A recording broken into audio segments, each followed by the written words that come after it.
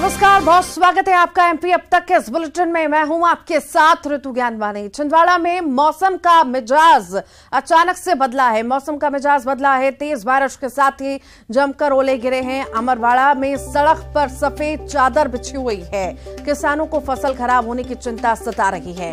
तो मौसम का मिजाज बदला है। छिंदवाड़ा की खबर आपको बता रहे हैं। तेज बारिश के साथ ही जमकर ओले गिरे हैं। अमरवाड़ा में सड़क पर सफेद चादर बिछी हुई है। किसानों को फसल खराब होने की चिंता अब सताने लगी है, क्योंकि बेमौसम बारिश हो रही है। मौसम का मिजाज बदल रहा है, ओले गिर रहे हैं और इसी वजह से किसानों को अब चिंता सता रही है कि उनकी फसलें खराब ना हो जाएं।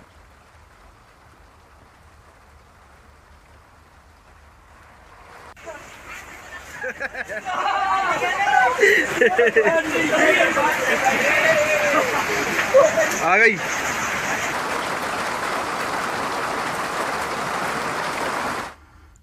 बैतूल में एक बार फिर बदला है मौसम का मिजाज। कई इलाकों में तेज बारिश और ओलावृष्टि हो रही है। आमला और शाहपुर ब्लॉक में सबसे ज्यादा ओले गिरे हैं। खड़ी फसल को भी भारी नुकसान पहुंच रहा है। खेतों में काटकर रखी हुई फसलें भीगने से भी नुकसान होगा। फसलें काटने मौसम साफ होने का इंतजार किसान अब कर रहे हैं।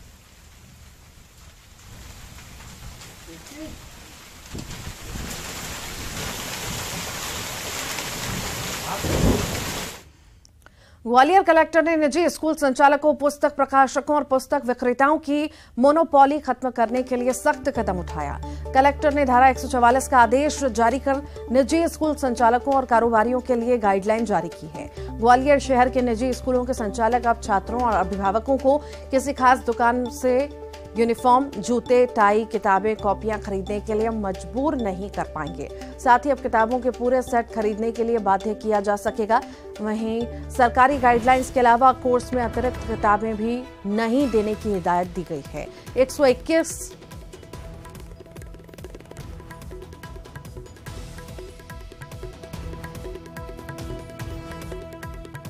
तो स्कूलों की मनमानी पर अब लगाम जो है लग सकेगी। ये बड़ी खबर इस वक्त आपको बता रहे हैं।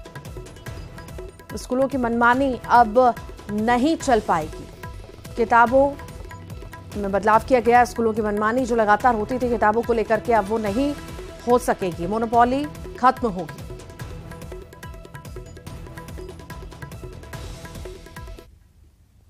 ग्वालियर में निजी स्कूल संचालकों की मनमानी और लगातार अभिभावकों की जो शिकायत मिल रही थी, उसके बाद ग्वालियर कलेक्टर ने एक सख्त आदेश जारी किया है और इस मामले में अभिभावकों और छात्रों की परेशानी दूर करने के लिए सख्त प्रयास किए जा रहे हैं। सर, आपकी तरफ से किस तरह की जो शिकायतें अभिभावकों की तरफ से मिली थी और भी जो शिकायतें आई थी, किस तरह की शिकायतें आई थी सर? ये केवल अभिभावकों की तरफ से नहीं आई हैं, कई तरफ से आई हैं। जहाँ तक शिकायतों के प्रकार का प्रश्न है, मुख्य रूप से यही है कि पठन पाठन सामग्री अनावश्यक लाद दिया जा रहा है। जितना खरीदना चाहता है उतना उसको नहीं दिया जा रहा है। उसके साथ कुछ और ऐसी सामग्री दी जा रही है जो उसको नहीं खरीदना। इस किस्म की शिकायतें थी। और ये भी शिकायत है कि कुछ खास जगह से खरीदने को कभी कभी कहा जाता है और इसी वजह से व्यवस्था बनाई गई। पर अब केवल आदेश जारी होने पर से काम नहीं होता। अब उसको इम्प्लीमेंटेशन की बात रहेगी, जिसमें कल से लगने को जिला शिक्षा अधिकारी को कहा है और ये कहा है कि उसके लिए टीम बना दीजिए और बगैर अपनी पहचान बनाए अलग अलग जगह खरीदें और देखें कोई ऐसा कर रहा है क्या। कल आदेश जारी हुआ तो संभव है आज लोगों तक पहुंच रहा होगा, कल तक पहुंच जाएगा। उसके बाद उसके पालन के लिए फॉलो बहुत ज़रूरी है, वो करें। सर, आप किस तरह से इसकी मॉनिटरिंग करेंगे, क्योंकि शिक्षा विभाग के भी कई लोग ऐसे हैं जिनकी शिकायतें लगातार आती है कि वो निजी स्कूल संचालकों से साठ-गांठ है। हाँ, वो टीम वो मिक्स बनाएंगे। केवल एक विभाग के अधिकारी की टीम की आवश्यकता नहीं है। और ज्यादा जानकारी के लिए सुशील कौशिक हमारे साथ जुड़ गए हैं। सुशील, मोनोपोली जो हमेशा से चलती आ रही थी, स्कूल वालों की मनमानी अपनी जो चलाते थे स्कूल वाले किताबों को लेकर के, हमेशा यूनिफॉर्म्स को लेकर के, अब वो नहीं हो सकेगी, मोनोपोली खत्म होगी। कलेक्टर ने आदेश जारी कर दिए हैं। बिल्कुल, देखिए ग्वालियर जिले में लगातार जो शिकायतें मिल रही थी, उन शिकायतों में अभिभावकों की शिकायत थी, इसके अलावा छात्रों की परेशानियां थी, इसके अलावा और भी जो पेरेंट्स टीचर एसोसिएशन के लोग थे, उन लोगों ने भी लगातार शिकायतें की थी कि ग्वालियर में निजी स्कूल संचालकों की मनमानी चल रही है। निजी स्कूलों में बच्चों की जब तब चाहे 20 सत्र में ही ड्रेस में बदलाव कर दिया जाता है, जिससे उन पर आर्थिक बोझ पड़ता है। इसके अलावा जो सरकारी गाइडलाइन के तहत कोर्स है सभी क्लासों का, उन कोर्स के अतिरिक्त भी जो किताबें दी जाती है, उनमें करीब 5 से 6 किताबें हर कोर्स के साथ अतिरिक्त दी जाती है, तो वो भी महंगी होती है। उससे जो उनका कोर्स का लोड है वो भारी भरकम हो जाता है, आर्थिक बोझ भी पड़ता है अभिभावकों पर। इसके अलावा स्कूल संचालक अभिभावकों पर ये भी दबाव डालते हैं कि जो उनकी चिन्हित दुकान है, उसी दुकान से वो कोर्स खरीदे या फिर जो ड्रेस है वो खरीदे, या बच्चे के स्कूल से संबंधित जो भी संसाधन है वो खरीदे।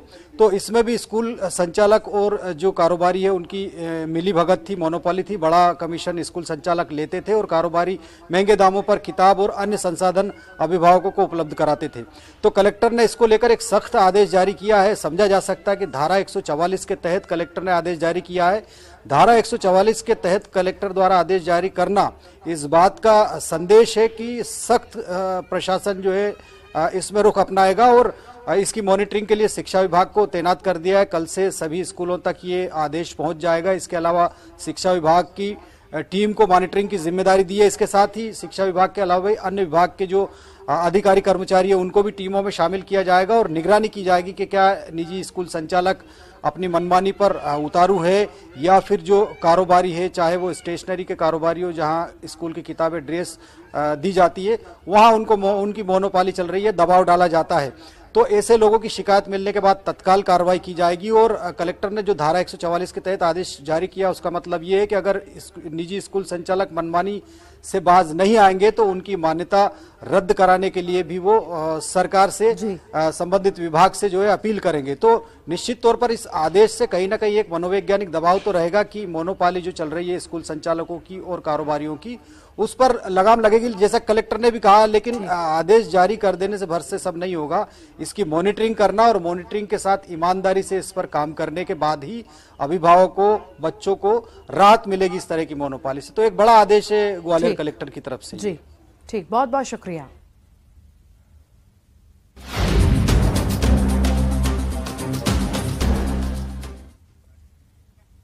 प्रधानमंत्री नरेंद्र मोदी प्रोजेक्ट, जी हां, टाइगर के 50 साल पूरे होने के मौके पर आयोजित कार्यक्रम में शामिल होने मैसूर पहुंचे प्रधानमंत्री और इसी दौरान वे बांदीपुर टाइगर रिजर्व पहुंचे और खुली जीप में घूमे। इसके बाद वे कर्नाटक की सीमा से लगे हुए मुदुमलाई नेशनल पार्क गए और थेप्पागडू एलिफेंट कैंप का भी दौरा किया। पीएम मोदी ने मैसूर में प्रोजेक्ट टाइगर के 50 साल पूरे होने पर एक मेगा इवेंट में बाघों से जुड़े लेटेस्ट आंकड़े जारी किए और एक सिक्का भी जारी किया। उन्होंने बताया कि 2022 से देश में बाघों की संख्या 2967 से बढ़कर 3137 हो गई है और इस मौके पर पीएम मोदी ने एमपी की जमकर तारीफ की, खासकर कूनो की। पीएम मोदी ने कहा कि कूनो में चीता प्रोजेक्ट सफल रहा। कूनो में नामीबिया से आए गए मादा चीते ने 4 शावकों को जन्म भी दिया।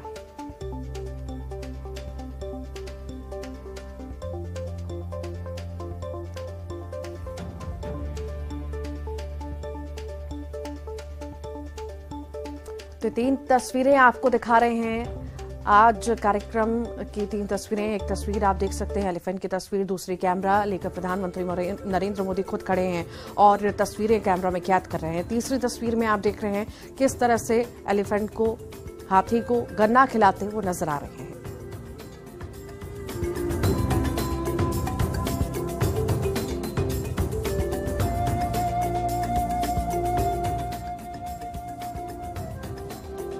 प्रोजेक्ट टाइगर को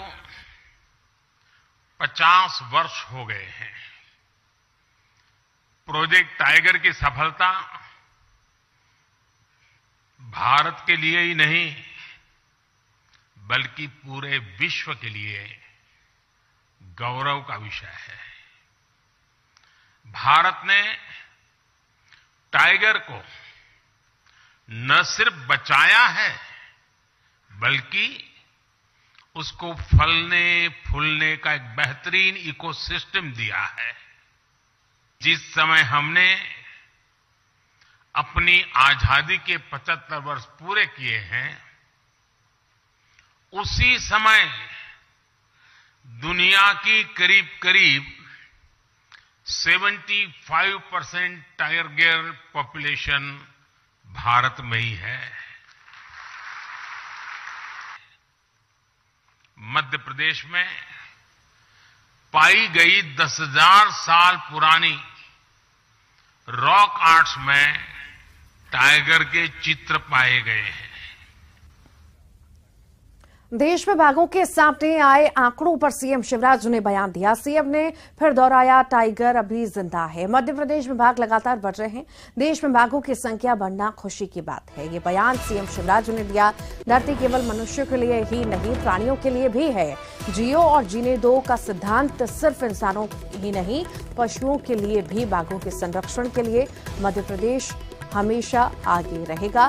टाइगर स्टेट होना अपने आप में गर्व का विषय है।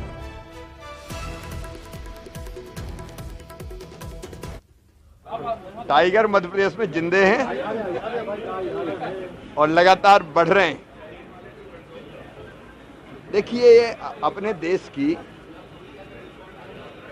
संस्कृति और सोच है कि ये धरती केवल अपने लिए नहीं है, मनुष्यों के लिए, ये प्राणियों के लिए भी है।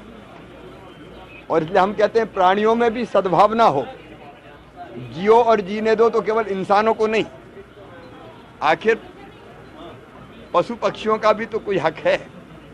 और इसलिए खुशी की बात है, मध्य प्रदेश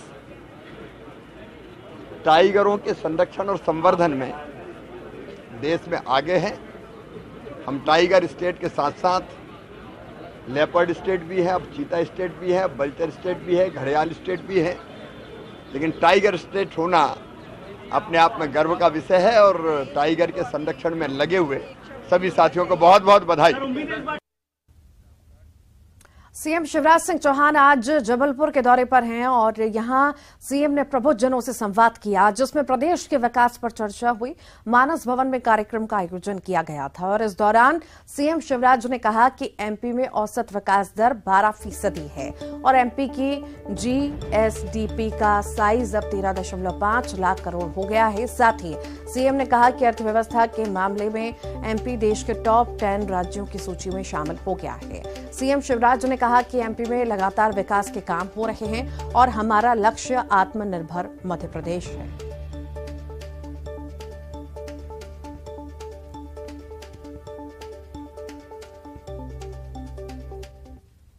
मध्य प्रदेश विकास का एक नया मॉडल है और मुझे ये बताते हुए खुशी है कि अर्थव्यवस्था के मामले में मध्य प्रदेश देश के टॉप 10 राज्यों की श्रेणी में शुमार हो गया है। जीएसडीपी का साइज अब बढ़ के 13.5 लाख करोड़ रुपया हो गया है और इसलिए हम 3,14,000 करोड़ रुपए का बजट इस बार दे पाए।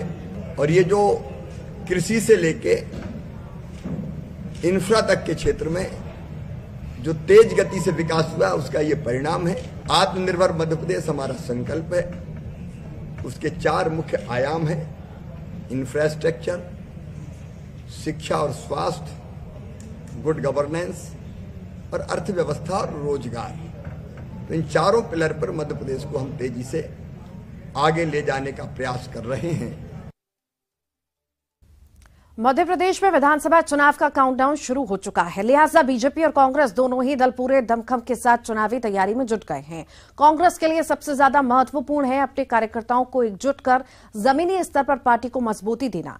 पीसीसी चीफ कमलनाथ ने 2018 के तर्ज पर एक बार फिर दिग्विजय सिंह को पार्टी नेता और कार्यकर्ताओं के बीच आपसी मनमुटाव खत्म करने और समन्वय स्थापित करने की सौंपी है। दिग्विजय सिंह लगातार जिलों और विधानसभा क्षेत्रों का दौरा कर पार्टी कार्यकर्ताओं के साथ संवाद करने में जुटे हैं। संगठन को मजबूती के साथ ही कांग्रेस कार्यकर्ताओं को एकजुट करने दिग्विजय सिंह अगले 5 दिन में 3 जिलों की 10 विधानसभा सीटों का दौरा करेंगे। सबसे पहले वो 10 अप्रैल को विदिशा जिले की शमशाबाद और कुरवाई विधानसभा क्षेत्र में पहुंचेंगे और कार्यकर्ताओं के साथ बैठक में शामिल होंगे।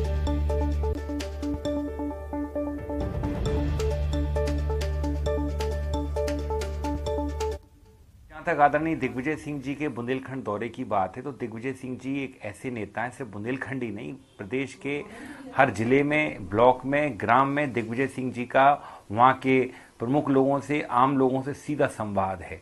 ये सौभाग्य 18 साल से सरकार में मौजूद शिवराज सिंह चौहान जी को भी प्राप्त नहीं है।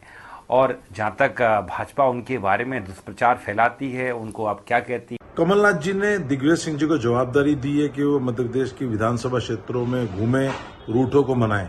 लेकिन भारतीय जनता पार्टी के लिए तो खुशी की बात है, क्योंकि जब जब दिग्विजय सिंह घूमते हैं, उनका चेहरा ध्यान आता है तो लोगों को वही बीमारू प्रदेश याद आता है जो उनकी सरकार के समय था।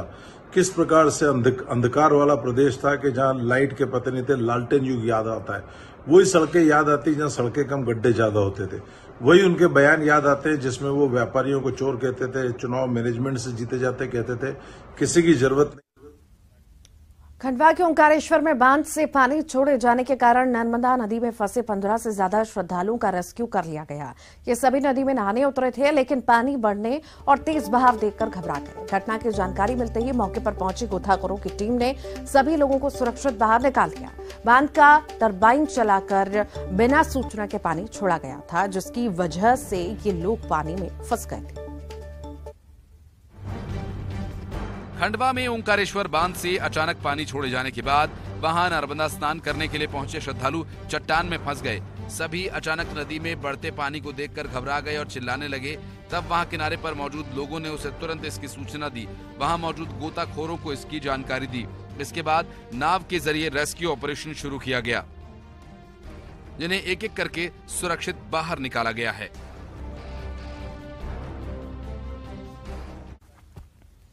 इंदौर की बात करेंगे। आग का गोला बनी है चलती कार। बाईपास पर चलती कार में आग लगी है। ड्राइवर और साथी ने कूदकर अपनी जान बचाई। डैशबोर्ड पर शॉर्ट सर्किट के बाद आग लगी कार में। बाईपास पर चलती कार में आग लगी है। ड्राइवर और साथी ने कूदकर अपनी जान बचाई। बता दें, डैशबोर्ड पर आग लगी। एमपी के कई शहरों में आग का कहर देखने को मिला है। बुरहानपुर में 25 एकड़ क्षेत्र में फैली जंगल में आग, जिसमें कई पेड़ पौधे जलकर राख हो गए। तो वहीं ग्वालियर में आजीविका सेंटर में शॉर्ट सर्किट से आग लगी। इस आग की चपेट में आने से 15 लाख का सामान जलकर खाक हुआ। शिवपुरी के कोलारस में बिजरी गांव में घर के बाहर खड़ी सवारी गाड़ी में अज्ञात कारणों के चलते आग लगी। वाहन मालिक और ग्रामीणों ने आग पर काबू पाया। और आइए अब देखेंगे 25 सेकंड में खबर।